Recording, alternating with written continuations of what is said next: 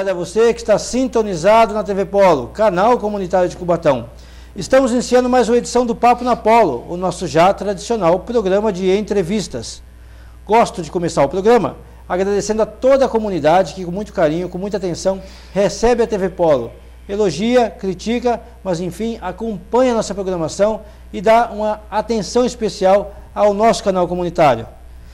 É o nosso convidado durante essa semana, o Dr. Henrique Pérez. Ele que já esteve aqui conversando com a gente sobre o Tribunal do Júri, desta vez vem para um assunto bem diferente, bem legal. Se você é condutor de veículo e tem problema com seguro obrigatório, e eu espero que não tenha, né? Mas se tiver, acho que vai precisar de, não só do Dr. Henrique, mas de algum advogado por aí. Vamos conversar sobre seguros DPVAT. E eu quero começar agradecendo ao Dr. Henrique por mais uma vez ter aceito o nosso convite. É satisfação também. Repercutiu bem a sua última vinda aqui, né, doutor? Eu vos agradeço, Marcelo. É muito prazeroso estar com você aqui, esclarecendo a população, falando de temas relativos a direito, temas pontuais, temas importantes e principalmente no sentido de informar a população para que possam ficar mais atentos, não só aos seus deveres, que ficam sempre em xeque, mas os seus direitos também. Então, novamente, vos agradeço pelo convite.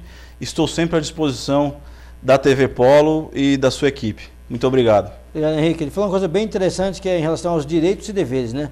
O Estado é implacável em relação à cobrança dos direitos do Estado, né? E aos deveres do cidadão.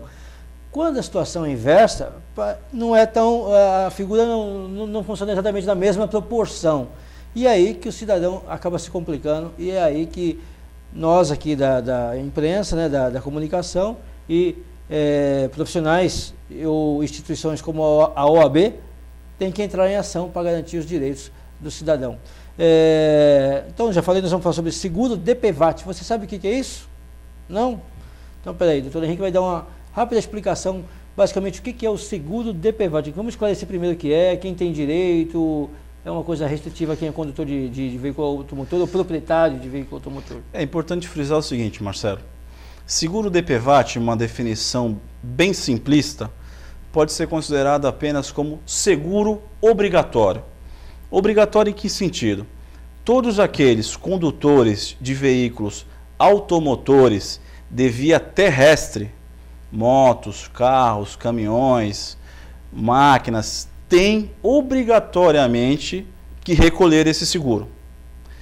E também é obrigatório no sentido de que qualquer pessoa acidentada em razão de acidente de veículo automotor por via terrestre faz jus ao recebimento desse prêmio, dessa indenização, que vai fazer, segundo o texto da lei, justiça social. Certo. Vai ajudar essas pessoas vítimas de acidentes de trânsito. Foi criado com esse objetivo. Foi criado com esse objetivo. Inclusive, o Brasil, como sempre, foi o último a trazer essa inovação, a trazer essa questão de justiça social. Você vê, nos países da Europa, esse seguro DPVAT, não com esse nome, mas com esse mesmo sentido, já teria sido implementado na década de 1910, 1920. Nos Estados Unidos... Começo do século passado. 1930. No Brasil, com essa roupagem que nós temos hoje, ou muito aproximada dela, nós viemos a ter implementado somente meados de 1965, 1966. Passou por muitas evoluções, é claro, mas atualmente vem sendo aplicado. Existem até alguns projetos de lei de alguns legisladores que visam até extirpar o seguro DPVAT, que eu particularmente sou absolutamente contra. Mas tem que funcionar bem, né? Hoje ele funciona com algumas limitações que nós vamos debater hoje, mas via de regra ele vem funcionando muito bem como lenitivo às pessoas vítimas de acidente de trânsito e os seus familiares. Basicamente é o seguinte, você que tem moto, você que tem carro, é uma principal interessada nessa conversa desta semana. Todo mundo, você disse, é obrigado a pagar este seguro. Este seguro, ele é pago ao governo. Sim. Ao governo, do Estado, né? Você verifica, Marcelo, que o governo, ele fez uma série de políticas no sentido de desenvolver a frota de veículos no país. Então, você verificou com a redução do IPI, com o número de veículos que entraram no mercado. Consequentemente, o número de acidentes, números de sinistros aumentaram de forma proporcional. Certo. Isso significa dizer que a arrecadação relativa ao pagamento desse seguro obrigatório aumentou na mesma proporção. Então, a contraprestação estatal no que tange ao pagamento desse seguro deveria ser absolutamente pontual. Afinal, o próprio nome diz seguro obrigatório. Uma obrigatoriedade bilateral, não só do Estado de receber, de cobrar, como do cidadão, fazendo jus ao benefício, ser indenizado. Então você acha que muitas vezes acontece o seguinte, o seguro ele só é obrigatório na hora de você pagar. Na hora de você receber, ele não é tão obrigatório assim, principalmente o Estado enxerga desse jeito. Agora, Henrique, quem faz direito? Quem tem direito a este seguro? É só em caso de perda, de colisão, de acidente, de morte, porque tem de invalidez. E tem muita gente, eu já vi muita gente falar o seguinte, não, eu não vou atrás desse seguro aí não, porque esse seguro aí o governo não paga quase nada e dá um trabalho imenso para você receber esse dinheiro. Isso é verdade? Não, isso aí, na realidade, funciona da seguinte forma, isso é muito importante. Quando a pessoa ela é vítima de acidente de trânsito, ou ela é condutora do veículo, colide, ou ela infelizmente atropela alguém, porque não é só a pessoa que está conduzindo o veículo, são acidentes causados por automotores. Então a pessoa pode estar dirigindo e atingir um ciclista, atingir um pedestre, o ciclista também fazem jus a esse ressarcimento. Então, isso é legal porque é o seguinte, muitas vezes quando você faz um seguro particular, tem aquele negócio do seguro de terceiro. O seguro obrigatório também dá direito ao a terceira pessoa que foi vítima daquele acidente? Sim, com certeza. A diferença, Marcelo, é que o seguro particular, ele vai se basear na questão da responsabilidade civil. Certo. Ou seja, a pessoa que contratou o seguro, o meu contratante, ele estava errado? Se ele estava errado, então eu vou fazer o pagamento, eu vou ressarcir. Mas espera um pouquinho, ele não estava errado, então eu vou fazer o pagamento, mas eu vou cobrar daquele que causou o prejuízo. Certo. Porque é uma instituição financeira, visa lucro. Então o poder econômico dita as regras no nosso país, infelizmente, e nós vamos falar mais sobre isso na parte final do programa. Mas aquele que também é vítima, por exemplo, um pedestre ou um ciclista, ele está assegurado independentemente de culpa. Certo. Então não vai se discutir se ele estava certo, se ele estava errado. Ele faz direito a receber. Certo. Passageiro de ônibus? Passageiro de ônibus. Sim. Porque muitas vezes você vai viajar, você já fala assim, esse aqui é o segurinho lá, tal. Se acontecer alguma coisa, os passageiros... também estão assegurados. Com certeza. Nessa mesma condição aí na mesma condição. Existe uma regra geral que é a seguinte, de 2006 em diante, existiu uma alteração legislativa. Como é que funcionava antes? Até dezembro de 2006, a pessoa que era vítima de acidente de trânsito e falecia ou tinha debilidade permanente, faria jus a receber uma indenização no valor de 40 salários mínimos. Então a pessoa falecia, os seus familiares faziam jus a esse valor de 40 salários mínimos. E em caso de debilidade permanente, a mesma situação. De dezembro de 2006 para frente, existiu uma alteração legislativa que restringiu esses valores, ou seja, pessoa que falece em razão de colisão de veículo, seus familiares vão fazer jus a um importe de R$ 13.500. Isso é o que está no texto da lei. Esse é o novo valor. Esse é o novo valor de dezembro de 2006 em diante. R$13.000. R$13.500. Tá. Não são R$1.500 que muita gente já ouviu falar. Não são 1.500. Então isso é importante. Gente, eu vou ter que fazer um rápido intervalo aqui, e já eu volto conversando com o Dr. Henrique, ele vai saber o seguinte, você viu que diferença interessante. Muita gente fala assim, não, é 1.500, não vale a pena, mas tem uma diferença considerável de 1.500 para 13.500. O Dr. Henrique vai depois explicar para a gente quem teve problema, o que faz para receber, como é que tem que brigar para receber isso, que é um dinheirinho considerável, não é? Então, peraí, eu volto já com o Dr. Henrique Pérez, eu volto já, não sai daí não.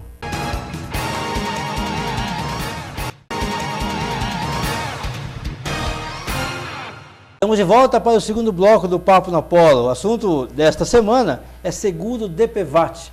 Se você tem algum amigo, parente que teve algum problema com o seguro DPVAT e não conseguiu receber ou recebeu muito pouco, presta atenção nesse programa. Primeiro bloco, o doutor Henrique Pérez, que está aqui hoje, que é nosso convidado, está falando sobre o assunto, já explicou que o seguro ele tem um teto máximo de R$ 13.500, ao contrário de valores que antigamente eram divulgados, baixos, né? E dizem que é o seguinte, as pessoas têm dificuldade para receber esse valor, né, Henrique? Sim. Tem. Por que acontece isso? Acontece o seguinte, Marcelo. A lei que regulamenta o seguro obrigatório da DPVAT, ela coloca como princípio a simplicidade. Então, quando o cidadão ele falece em razão de acidente de veículo automotor de via terrestre, os familiares, sem a necessidade de advogado, sem a necessidade de terceiros, às vezes até pessoas mal intencionadas, ele pode simplesmente, através do boletim de ocorrência e o atestado de óbito, dar entrada em qualquer seguradora, que quase todas as seguradoras estão filiadas à seguradora líder, que regulamenta esse convênio, e ela vai receber os R$ 13.500. É simples, porque foi um óbito, foi um sinistro de óbito, é o que a lei manda. Essa situação é mais tranquila com relação ao recebimento e ao procedimento. Aí começam os problemas. Imagina a pessoa que sofreu um acidente de trânsito, um sinistro, mas ela não teve maiores complicações. Mas ela gastou dinheiro com remédio, dinheiro com transporte. Nesse caso, ela não vai fazer direito, não vai fazer jus a uma indenização. Ele vai fazer jus a um ressarcimento, certo, no valor máximo de R$ 2.700. Ou seja, ela terá que comprovar as suas despesas, com medicação, com transporte, com médico, tudo através de nota. Vai na seguradora. Vai na seguradora e faz o ressarcimento. Tá. Essa é a segunda situação. Aí vem a terceira situação, que é mais complicada. Acontece o seguinte, a pessoa sofre um acidente, ela não morre, todavia, ela fica com uma debilidade permanente. Olha, eu tenho um amigo, deixa eu contar, um amigo, mora até no Jardim Casqueiro, mecânico, e ele teve um problema na perna, num acidente de trânsito, e a perna dele aconteceu isso que você está falando, ele não dobra mais a perna. E ele é mecânico, ele tem muita dificuldade para trabalhar hoje, que aquela perna que criou um prejuízo permanente para ele, dificulta o trabalho dele. Então vamos pegar o exemplo do seu amigo. Tá. Ele caiu, ficou com uma debilidade permanente. Ele teve uma redução nos movimentos do joelho. Sim. Então, perdeu o movimento. Perdeu o movimento. É uma debilidade permanente incompleta. Por que incompleta? Ele não perdeu o membro, não perdeu a perna. Mas ele não é a mesma pessoa que ele era antes. Então ele pega os documentos, vai na seguradora, dá a entrada, a seguradora chama o camarada e fala assim: meu amigo, você será contemplado, você faz jus a receber uma indenização. Assina aqui o recibo de dano quitação total do débito, você está de parabéns, você vai receber R$ 1.625. O cidadão não conhece a lei. Pô, só isso? Ele fala R$ 1.650, R$ 1.600. Bom, é melhor que nada. Ele assina e vai embora. Só que acontece o seguinte, Marcelo, a lei, ela não faz distinção. Ela fala debilidade permanente. No caso do seu amigo, ele ficou impossibilitado de exercer a sua atividade profissional. Então ele tem direito, ele faz jus a receber o valor máximo preconizado na lei, ou seja, R$ 13.500. Aí você faz uma conta matemática simples. A lei fala que o cidadão faz jus a receber R$ 13.500. Vamos supor que o seu amigo tenha recebido R$ 1.500 para facilitar a conta. Certo. E essa diferença? E essa diferença? De R$ 1.500 para R$ 13.500. Foi para o bolso de quem, Marcelo?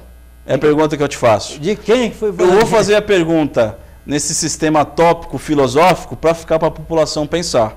Obviamente que não foi para o bolso do contribuinte. Certo. Então existiu uma diferença de mais de R$ 10.000 que deveria ir para o bolso do contribuinte, do segurado, mas que não foi.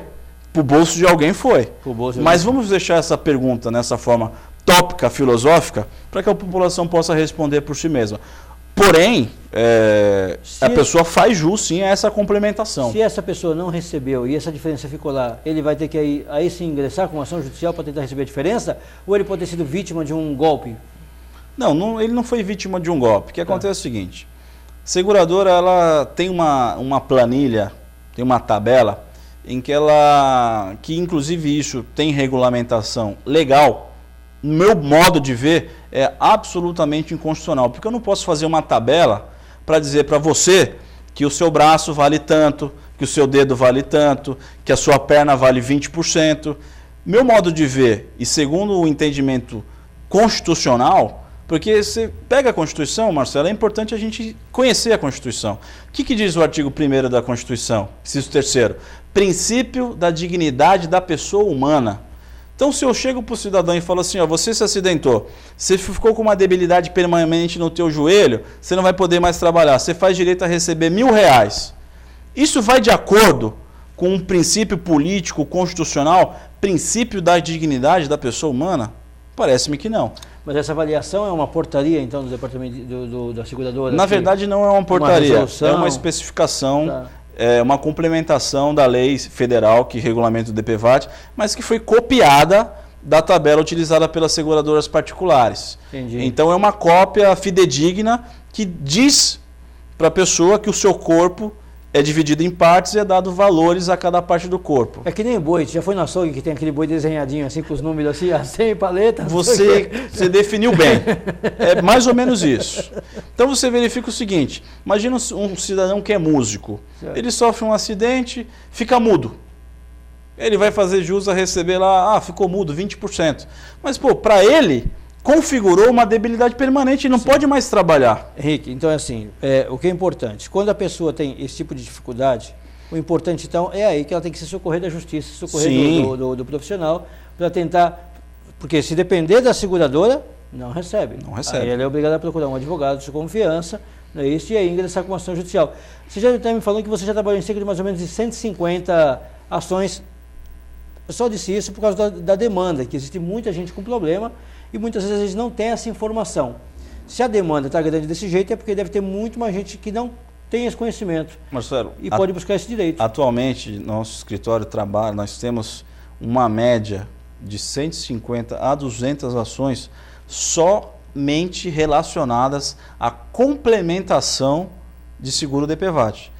O cidadão procura a seguradora por conta própria, dá entrada, recebe R$1.000, R$500, R$1.500, quando sustentou uma debilidade permanente em razão daquele acidente e faz jus a receber R$13.500, faz jus a receber R$10.125, que é 75% do valor máximo em alguns casos. Então nós ingressamos com ação judicial buscando receber essa complementação.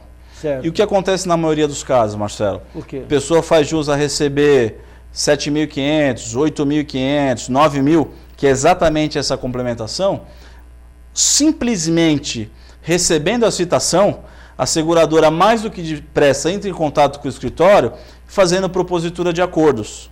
A própria líder? A própria seguradora. Todas as seguradoras, todas, eu digo a você com a maior convicção, mantém centros de relacionamento justamente para fazer acordos. Então, o cidadão faz jus a receber R$9.000 de complementação, a seguradora liga para você assim que recebe a citação e fala, olha, você entrou com uma ação cobrando R$9.000, vamos fazer um acordo, eu te pago 7. Certo. Eu chamo o cliente, passo a proposta para ele e falo, eu não faço acordo com bandido, mas se você tiver interesse em receber esse valor, se der por satisfeito, nós vamos fechar esse acordo. Mas a minha orientação é sempre no sentido de esclarecer o cliente e ele tomar a decisão final. Esse dinheiro é corrigido? Porque muitas vezes, o que acontece em muitos casos, e acho que muita gente usa dessa ferramenta aí de fazer contraproposta em valor mais baixo, é em função dessa demanda da demora do andamento do processo, né, para receber esse dinheiro. E às vezes o cara fala assim, pô, receber 7 agora e 9 daqui a 2 anos, quero 7 agora do bolso. Isso que você falou é muito importante. Sim, tem previsão legal de correção monetária e juros. Então esse valor sim será corrigido, será aplicado todos os índices relacionados à correção do dinheiro e vai ser reajustado à época da liquidação, à época do pagamento. Certo. Eu tenho que ir por mais um rápido intervalo e daqui a pouco eu vou fazer uma outra pergunta. Vou fazer a pergunta agora e vou responder depois. É sobre a prescrição, quer dizer, tem tempo? Se isso aconteceu lá atrás, quanto tempo eu tenho para entrar com essa ação? Se de repente eu estou vendo essa matéria agora, estou assistindo esse programa agora e já aconteceu comigo, eu recebi pouquinho. Será que já passou o tempo? O Henrique vai responder para a gente daqui a pouquinho, tá? Não sai daí não, eu volto já já.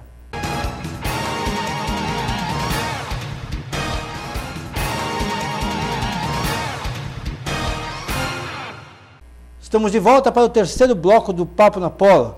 Você já sabe, o nosso convidado dessa semana é o Dr. Henrique Pérez. Ele está aqui dando algumas orientações sobre o seguro DPVAT. Já falamos um monte de coisa aqui, você que está chegando agora, assistindo a TV Polo, já falamos que muitas pessoas têm direito, que os valores que as seguradoras pagam são muito mais baixos do que as pessoas têm direito. Em razão disso, as pessoas têm entrado com ações judiciais para fazerem garantir os seus direitos.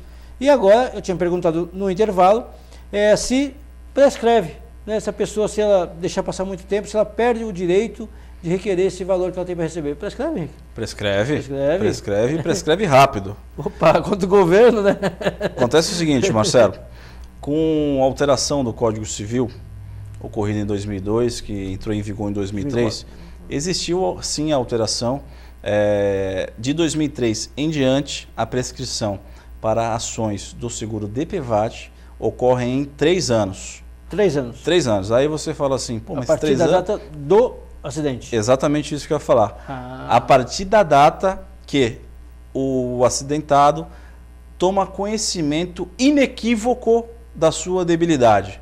Então, o cidadão sofreu o acidente em 2007. Certo. Só que ficou com aquela debilidade, fez tratamentos, fez cirurgia e a recuperação dele demorou 4 anos. Certo. Então eu não sei a extensão da lesão dele até o final do tratamento. Então não teria lógica dizer, pô, ele perdeu o direito, mas ele estava em tratamento. Então o STJ já se posicionou, sumulou essa matéria, não é da data do acidente, e sim da data da ciência inequívoca da debilidade. Então, a partir do momento que ele tiver ciência inequívoca da sua debilidade, através de um laudo médico, de um laudo do IML, de qualquer perícia médica legal capaz de fazer essa demonstração, o prazo conta dali em diante. Deixa eu dizer uma coisa, isso é muito importante, e eu já andei de moto muito tempo, e me ocorreu agora que os nossos companheiros motociclistas, vamos chamar assim, né, muitas vezes são vitimados, ou a maioria dos acidentes incidem sobre motociclistas, que pagam um seguro muito maior, né? Quase 3 vezes, acho que chega a ser mais, viu? Sim. Chega a ser mais, maior do que o seguro automotivo. E muitas vezes não tem essa informação e também acaba criando essa dificuldade, às vezes tendo esse dano permanente também, né? Sim, é importante dizer sobre esse tema prescrição, que é exatamente o direito de ação. Funciona o seguinte: o cidadão tem 3 anos para propor a ação. E vamos supor que ele sofreu a debilidade permanente, fez a cirurgia, depois da data do sinistro, da data do acidente, 3 meses depois ele fez um exame, constatou, ficou com uma debilidade permanente. Então o prazo dele são 3 anos. Mas e naquela hipótese que ele vai na seguradora, dá entrada, recebe lá R$1.000. Ele faz jus a receber 13.500, recebeu 1.000. Faltam 12.500. Como é que faz? E o prazo? Como é que é o prazo? Isso é legal. Porque importante. Isso é legal porque, você que está em casa, às vezes você de repente até já recebeu esses 1.000, esses 500, esses 1.500 e falou, gente, mas isso tem 3, tem 4 anos atrás, será que eu já recebi e não tenho mais direito? Então acontece o seguinte: a partir do momento que a pessoa recebeu, administrativamente, tem 2 entendimentos. Entendimento maciço do Tribunal de Justiça do Estado de São Paulo. Depois que ela recebeu, o prazo é interrompido, ou seja, ele é reiniciado. Certo. Vamos supor que ele tenha recebido, da data que ele teve ciência inequívoca da lesão, ele recebeu 2 anos para frente. Ele recebeu, zera, começa de novo. Ele tem mais 3 anos para propor essa ação.